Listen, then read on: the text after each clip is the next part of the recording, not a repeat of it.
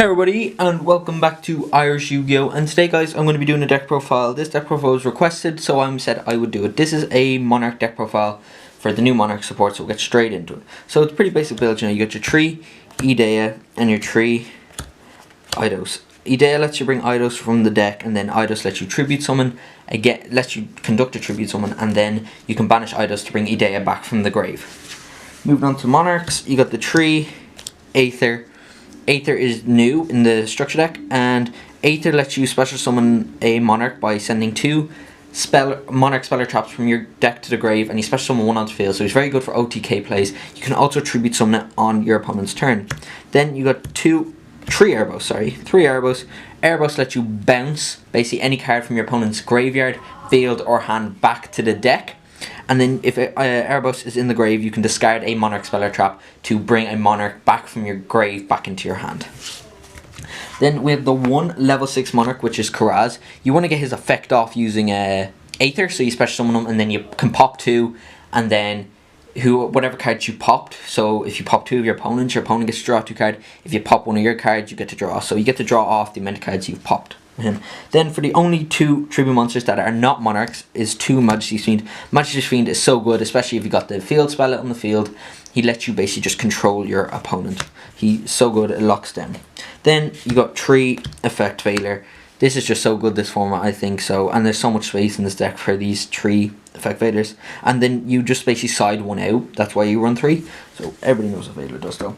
Then for the spells, you got 3 Pantheism. It's your main draw power, and it lets you search out Monarch spells as well. It's so good. You just need 3 in the deck. Then you also got 3 of the field spell. I run 3, some people run 2, but I like running 3 because 1 can be a side out target. So for game 2, side 1 of them out, and the deck still functions so well with only 2 of them. This card completely locks down your opponent, and it is well needed in the deck. Then you run 3 Tenacity. This is good because not only does it let us search, but late game, when you're trying to use your Monarch effects, and you've thinned out your deck of Monarch spells and traps, you can actually just get rid of this. It's so good. 3 Tenacity. Then of course you need 3 Stormfort. This is so good. Just tribute your opponent's monsters, and it's so annoying because they can work out this huge big play to get a big monster out, and then you can just go and tribute because it does not target. It's so good. Then for the 1-ofs Monarch spells, you run the 1 March and the 1 Return. March is good because so if you got March, the field spell, and Majesty's Fiend out in the field, it is GG. They are not getting over that easily anyway.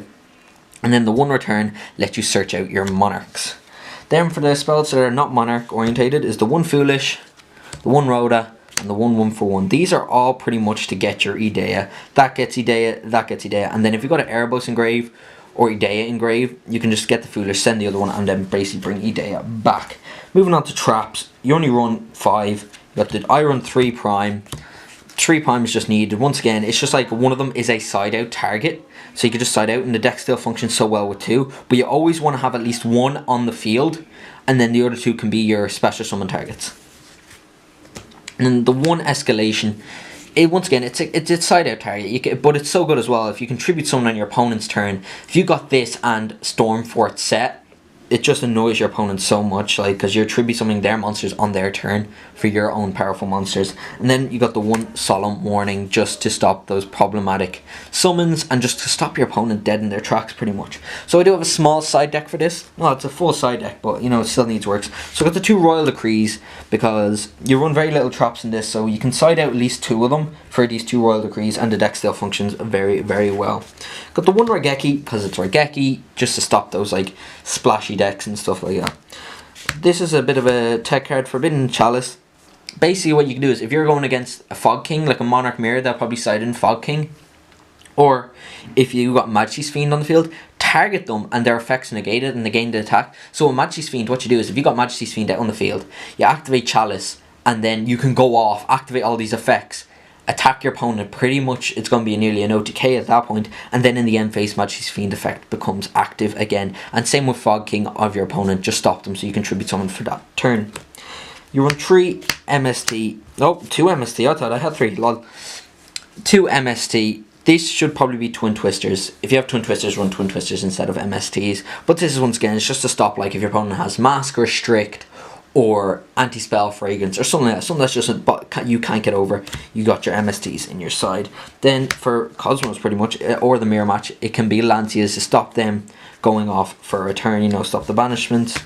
Then for rank 4 spams, which kind of seem to be coming back a little bit, got 2 Flying Seas, stop the Ixies, and also for Phantom Knights, you know, stop them going into their rank 3 plays. Then I got 2 Monarchs which I side. One is Caius. Caius is so good against any dark deck. Like, against DDDs, banish that freaking fusion pain in the ass. He's just so good. Like, he just gets rid of your opponent, and then you're going to be trimming him with an Erebus, so you get to target 2 cards. He's just so good. And the other one is Zaborg. This is good for decks that really rely on the extra, because you can pretty much always tribute with a light monster, so basically just destroy your opponent's extra deck. And then for the mirror, of course, 2 Fog Kings. You need these for the mirror. I wouldn't recommend Mask or Strix for the mirror, because it's just, once again, you can chalice this, but also he's a monster, and then if you tribute summon him, you have Domain keeping your opponent locked, and you got March keeping your opponent locked. Fog King you just need in this deck.